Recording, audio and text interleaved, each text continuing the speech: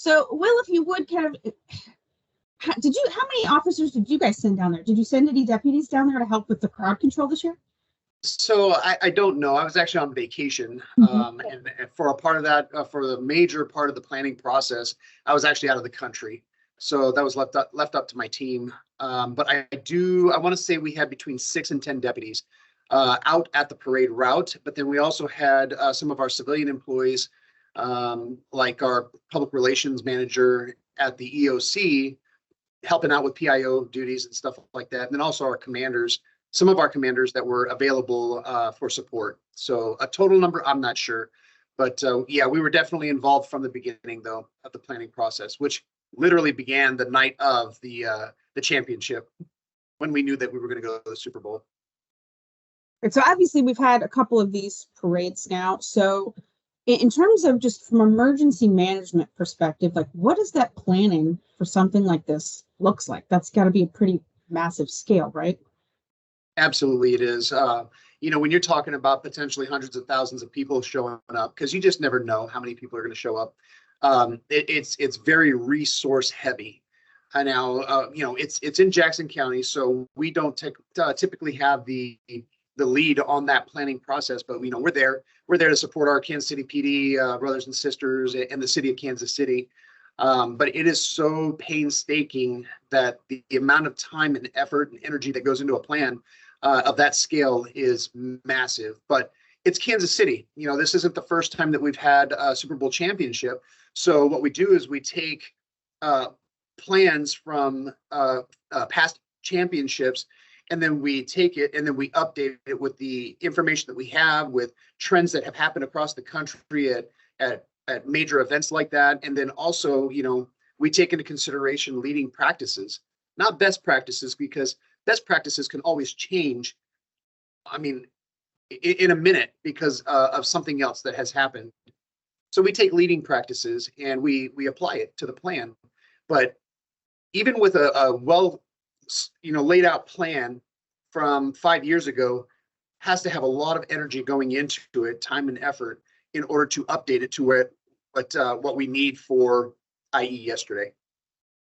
So what does kind of that plan look like? What goes into that, and kind of what are some of those leading practices? Can you even speak to that?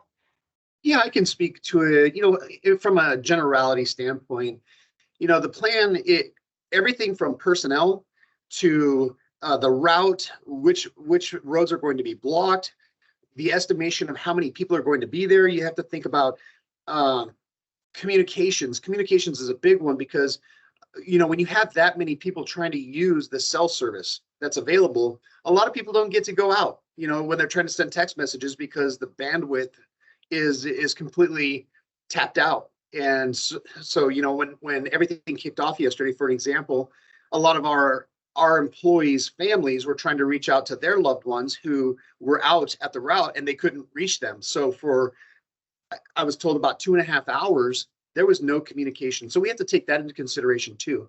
Now, there are ways that we can go around that if we can get like the big names like Verizon, T-Mobile, AT&T to bring their cows out. It's an acronym, Cell on Wheels.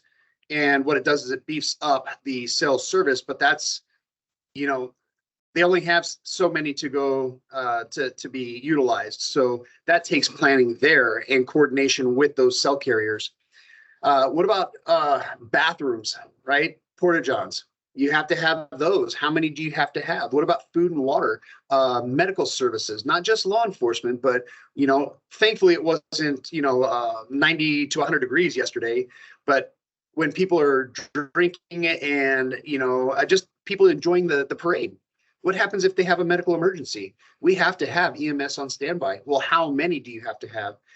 Kansas City doesn't have all of the resources to just do it on their own. So they reach out to all of our metro area agencies to support. And so I don't know what the final number is, but I would say largely it was the entire Mid-America Regional Council boundary of the division that came in to help them. So it's just a lot of energy goes into it. So unfortunately, when we have something like this mass shooting that has now happened and has plagued what was supposed to be a great, fun, celebratory day that has now ended in severe tragedy. How do you guys, is that one of the scenarios you run through in preparation for mass events like this? We do, absolutely, we do. In fact, in the Mid-America Regional Council area, we have, I think it's 9 counties now with 119 cities. And Mid-America Regional Council, collaboratively, we bring everyone together, and we do everything from tabletop exercises all the way up to full-scale exercises, which we have had one, I think 2 now in our region. It's very costly to do a full-scale exercise. But at a minimum, we do tabletop exercises, and we talk about scenarios like this. And one of the types of tabletop exercises that we have, or seminars, is the complex coordinated terrorist attack. Now, if you really think about what happened yesterday, it's not just people who are firing guns into a crowd. That is an act of terrorism. That is straight up an act of terrorism. It's not terrorism like we would see overseas with ISIS and the Taliban and stuff like that. This is domestic terrorism. This has terrified an entire region, if not beyond, because what happens, let's just run through this scenario real quick. We win the Super Bowl again next year, or perhaps we win the World Series. Are people going to feel safe to go to the parade next year? So now they have literally terrorized our region. And what happens if, let's just say, another city wins, which I don't think that'll happen. It's going to be the Chiefs again next year.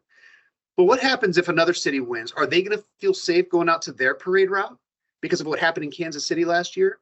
That's how terrorism works. It's a small act that terrifies a mass amount of people. And so I really hope that the powers that be in Jackson County really hold these people accountable for their actions.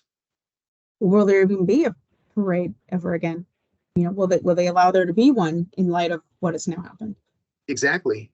So we go from celebrating, you said it just a little while ago, so doing something that's supposed to be a celebration all the way, and all of a sudden now it turns into tragedy.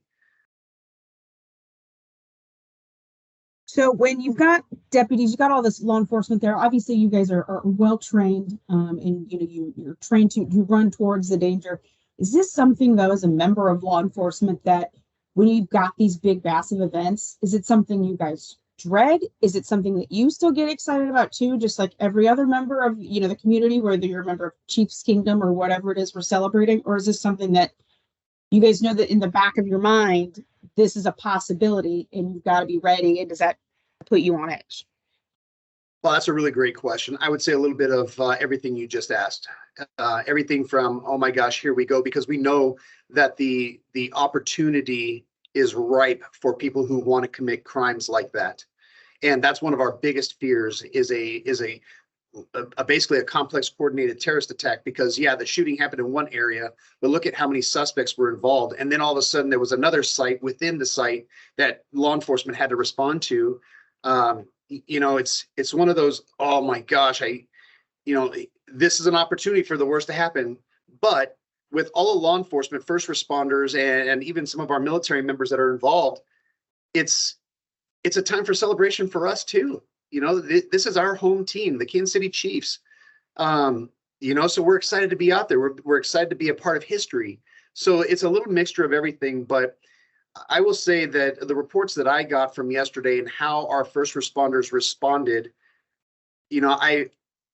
I'm going to use the words the one particular word that I saw a lot on in Twitter and on Facebook yesterday was heroically. We had everyone responding. And when something like that happens, and because of the training that we have, even our first responders that were blocks away wanted to respond to the location, but they had to have the fortitude to stay where they were at because we didn't know what was going to happen. They want to respond to save life. They want to respond to end the situation. But, we go because we want to celebrate, not because we are ready to respond to a situation like that. So in terms of the investigation for something like this, how does this differ? Like you said yourself, with this domestic terrorism, these large scale, mass shootings, how does the investigation differ from, different kind of shooting. If you're talking one person shooting one person in a street or at a home, how does this differ?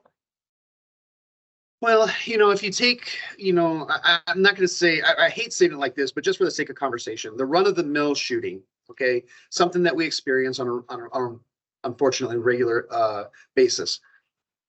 We typically know who the shooter or the person responsible for that situation is. And it's usually over a domestic violence situation. It's usually over narcotics or perhaps, maybe a scuffle between rival gangs or something like that. But we almost always know who did it.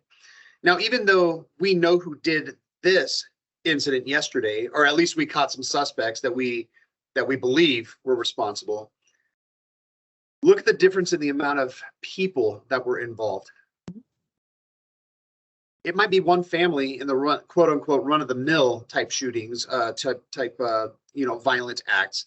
This is thousands of people that are involved. And now when you look at the definition of terrorism, then it affects far more people than just what happened in a house or on a street corner. And so the investigation that goes into something like this, because of the amount of people who were shot, we're bringing in as many resources as we possibly can, to include our federal partners, because state laws and federal laws, yeah, they're different, but they can still help bring accountability to a situation like this to the people who are responsible. So, without knowing any of the details or anything like that, I just know that everyone is involved in this investigation. And as far as law enforcement goes and in our community at large, we want accountability for these actions. And so we're gonna use all the resources we have available to us. So do you think there's going to be charges related to domestic terrorism involved in this case? It's hard to say at this point. There's a lot of frustration with what happens in Jackson County. And, with previous incidents, not to this scale, but just the general sentiment of how criminal activity is being dealt with. So it's really hard to say, but you know what? I would go as far as saying right now that the world is watching.